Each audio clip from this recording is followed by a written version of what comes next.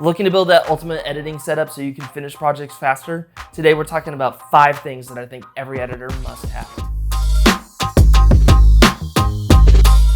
Today on the vlog we're talking about 5 things that I think every editor should have in terms of their setup. I've been doing this job for about 20 years now in some capacity, and I've learned a lot about what is required to bring great work to life. It is so common that editing and post-production technology is overlooked, especially when we start talking about gear. But what I've found as a working editor is there's a lot of gear out there that it may not be as sexy as the latest camera or the new lenses that were released. The gear that I've found to be most beneficial is some of the stuff that is sitting behind me, because often I'll spend a lot of my time just editing. It takes a lot more time to actually cut a project and bring it to life versus actually going out and shooting it. So here are a few things that I think that every editor should have, and I think it's things that will make your life easier. So let's get into it. Number 1 on the list is a kick-ass computer. I know that this is something that is kind of common sense, but having a really good computer, whether that's a Mac-based system if you're a Apple user or a Windows-based system if you're a Windows user, is crucial to the work that we're doing. In finding a system where you're not breaking the bank, but you're maximizing the technology that you're using on a regular basis. For me, this is something that I've learned a lot about. Currently, I'm using a M1 Pro from work for my day job. And when I compare that against my M1 Max, that is my personal computer, there's a significant difference in terms of the power output.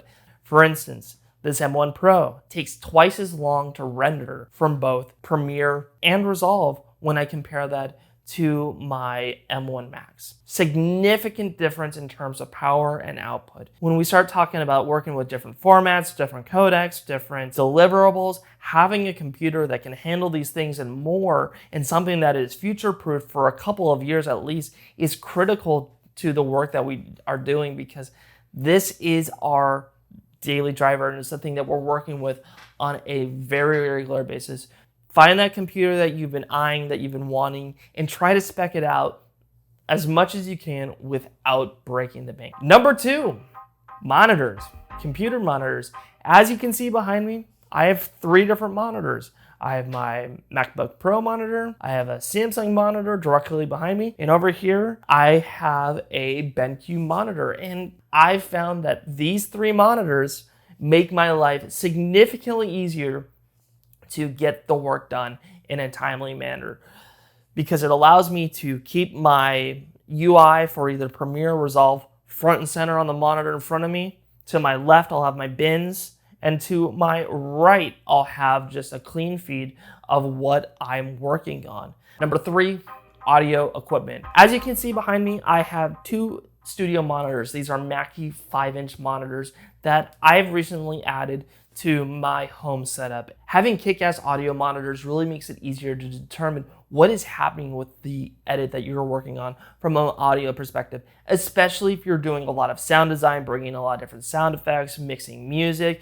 trying to clean up audio or with the dialogue. Monitors are gonna make your life easier versus listening to it straight out of your computer monitor.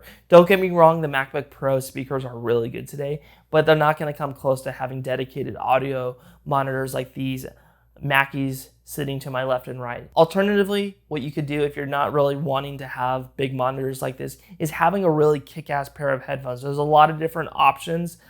I have a pair of Beyer Dynamic headphones that are amazing.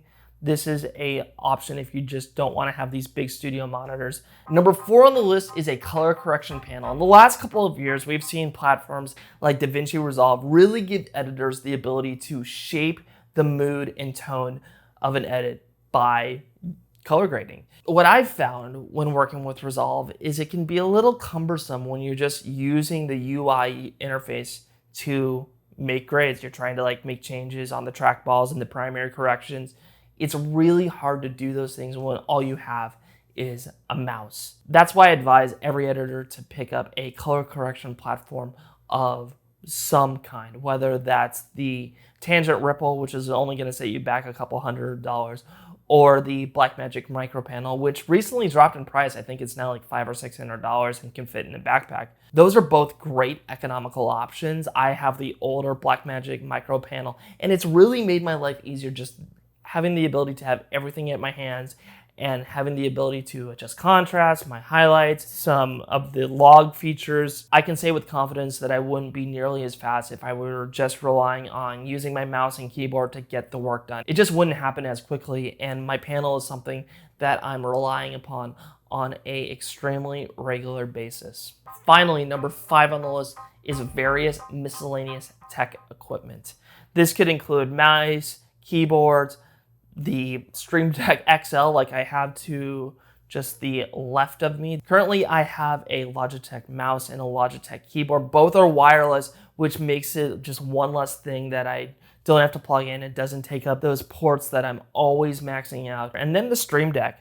I've talked about this in length before, and this here has been one of my favorite tools that I've been using both in Resolve and Premiere. It's really been a tool that has allowed me to speed up my workflow and just keep the work moving and stay organized in the process. So those are the 5 things that I suggest to any editor or content creator that has their own creative space. If you have thoughts and opinions, please put them in the comments below. I'd love to hear more about your creative space, whether you're editing photos, making videos, or even making music. I'm digging what I got. I love the tech that I'm using. It's made my life easier, and I'm sure there's a ton of other stuff that I haven't even thought of yet that would make my life so much easier as a working editor. But share your thoughts. Love to hear more about it.